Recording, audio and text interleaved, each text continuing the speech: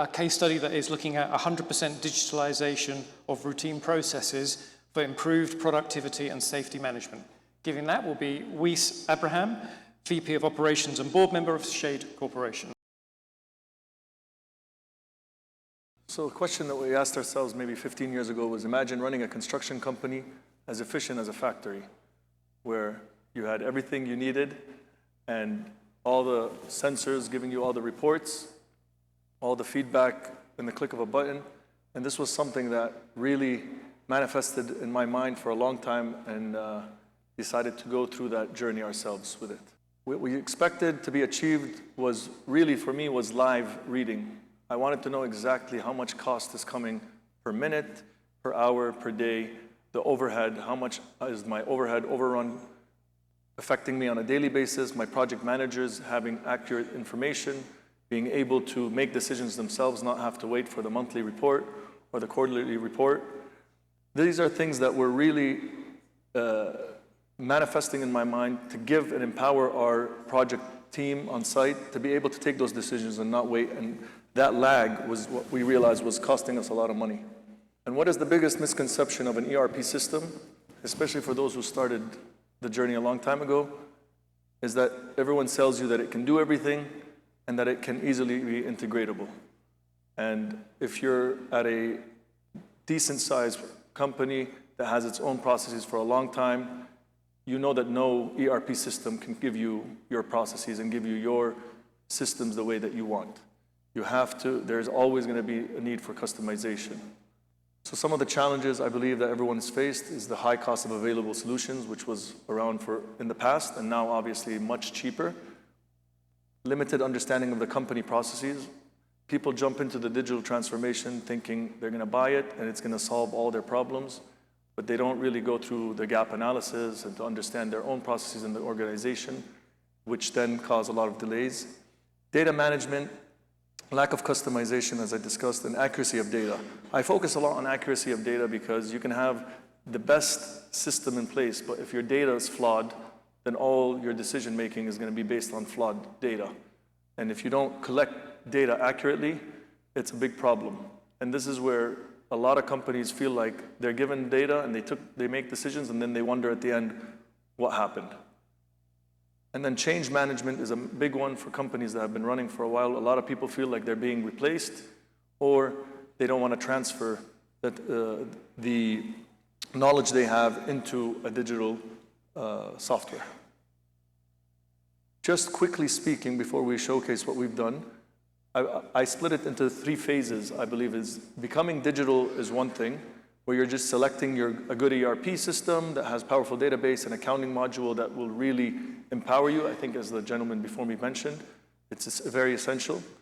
Doing your actual gap analysis of your interdepartmental processes to know what is really required for you as a company, not what someone's trying to sell you. You need to know what you need.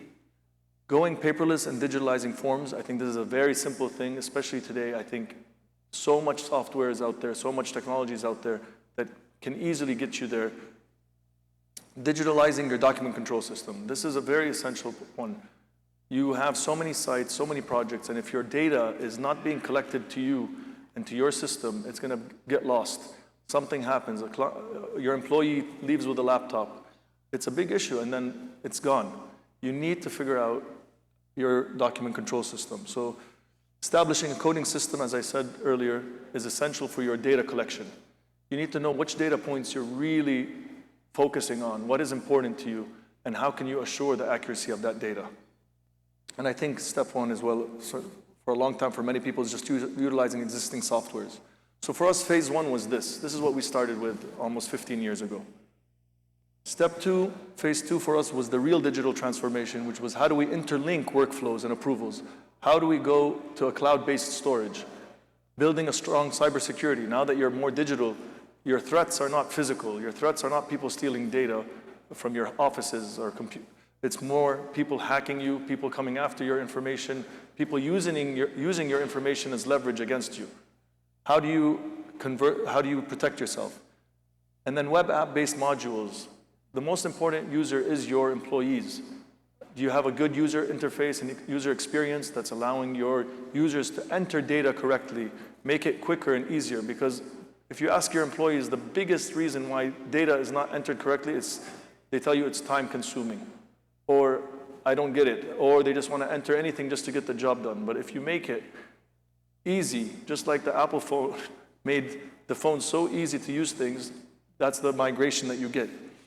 And no one system will give you everything. You need to have self-service portals that you're going to build. You're going to buy some external softwares. You're going to integrate within.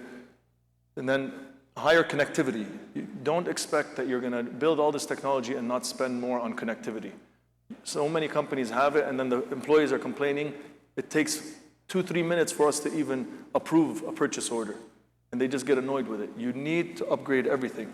And of course, BIM, this is, I think everyone's already migrated to this. And phase 3 is where we're at today, is integrating all that we've done with all the data points that we've had into how to use artificial intelligence, which is collecting all our data points because we have a library of over 15 years and building our own AI layer to make decisions for us. Some examples, for example, is our quality assurance department. We can, instead of waiting for the audits to happen every couple of months, I can have a 100% audit on a daily basis with artificial intelligence that's able to calculate, assess the data, and raise an NCR automatically without even a single human interference. You can do the same thing with HR modules, where you don't need an HR representative as long as you are integrated, whether the government integrates with you on the new policies or someone updates it. A violation and everything can be issued without a single human interference. Machine learning is the step after. As long as your AI layer is already functioning and you have the capability to start monitoring, then that takes into place. With the Internet of Things, I think this is something that people can already start integrating with, but you have a lot of your equipment are communicating. We have a lot of our equipment do communicate with one another.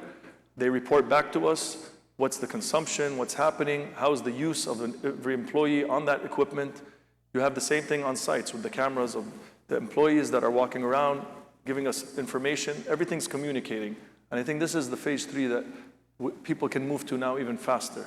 And since COVID, adoption has happened much faster and technology is much cheaper. Just to give you some things that we've developed, this is I think our safety portal was the first thing we built more than 12 years ago. And we actually took it based on Aramco's system, and we are almost identical to their system on their SAP system to ours. And one of the biggest issues though that you face is, till today, we have double entry. The client has their digital software, and then you have yours, which is the only issue till today that people still face. And it's something I hope in the future will be integrated, just like now the universal invoice that they have here in Saudi. We have our quality portals, all digital, NCRs, RFIs, everything is all digital. There's not a single printout that happens, and everything's through the phone. We have the UIUX web app for the phone. We worked excessively on the phone app because most of the time your engineers are on site. And they tell you, why didn't I go in to put the activity codes in? Or why didn't I go in to enter this line item in because I'm on site? Or I have a meeting with the client. So you make it really quick. For example, some of the things we realized is how quick can we get them to approve multiple items? They didn't want to go and so we made it really swiping left. We took certain functions that we learned from other apps and we incorporated them on ours.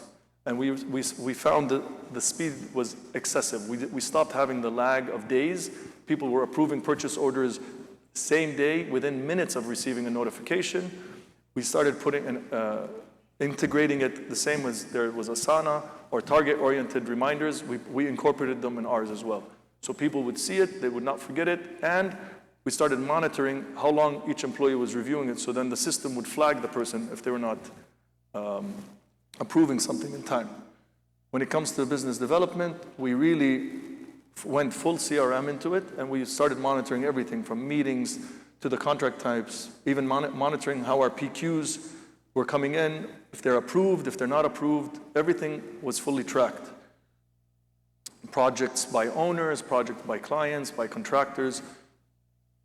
And the insights that it gives you is it allowed us to realize who are the clients we want to go after, who do we not want to go after, are we winning with these clients, what's the time that we were consuming versus other clients that we did not waste as much time and benefited from. Even in the tendering, we monitored the cycle time for winning a project and who are the clients that were really benefiting us and on all aspects. So everything was integrated, and at the end we reported this to the board and decisions were taken. Okay, this client, no. This guy's pay cycle is linked to their tender time, yes. So all the information gives us better decision making. On project management, really, we went down to even the contract billing. We would monitor on a weekly basis how we were doing. There would be a threshold, and if they were not, if our sites were not doing their part, so it would be like, is it the client side problem or our team's side problem? We wanted to monitor all the data points. So we were monitoring everything through the dashboards now from the PMO. Even invoicing, we would monitor to see what is overdue by the client, what is linked to us, is it our team, is it from the quality team? We would know by each department where is the hold point of our invoicing, which is the biggest problem, which is cash flow. Manpower by project, we would actually monitor all the overtime, and we would know the numbers and where is a site that's site overhead is not enough for the manpower. Overtime hours were also strategically monitored with thresholds to assure, are we exceeding a certain threshold, and when should it go to a director level, when should it reach to a VP level, and then when should it stop? There should be a safety layer for the finance department to say, hey, control this project, there's something going on. Timesheets, same thing, we track and we monitor how they're being entered because we don't want delay coming in so we can get the live data as fast as possible. Equipment, same way. Purchase orders, we monitor them on many different levels to know how much POs are coming out of a project, how much is expected left, what's remaining, so we know how it translates to the cost to complete. And then this is on the insights of accounting. They monitor per project, the aging, and then advances. They try to control, we try to have KPIs and limits to raise the red flags for us. This is the most important thing. So the more you dissect into it, the more you can generate detailed information that can give you indicators that you should focus on. And then employee self-service was very important. How do you avoid human interaction coming to your HR or coming to someone to request something?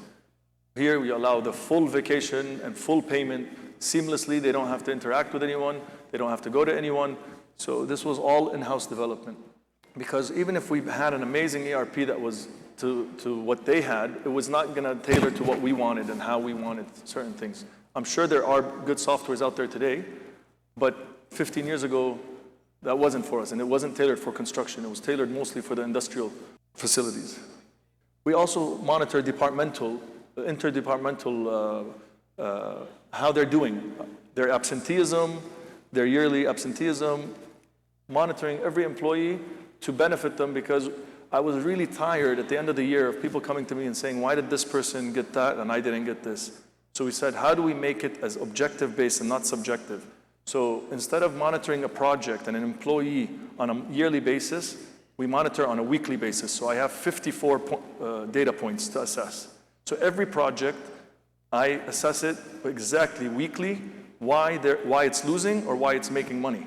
And we have maybe 20 factors that are all there to know, is it from a department, is it from a client, is it from us not being able to finance, is it a cash flow problem? And everything translates and it gives us one score, one project score.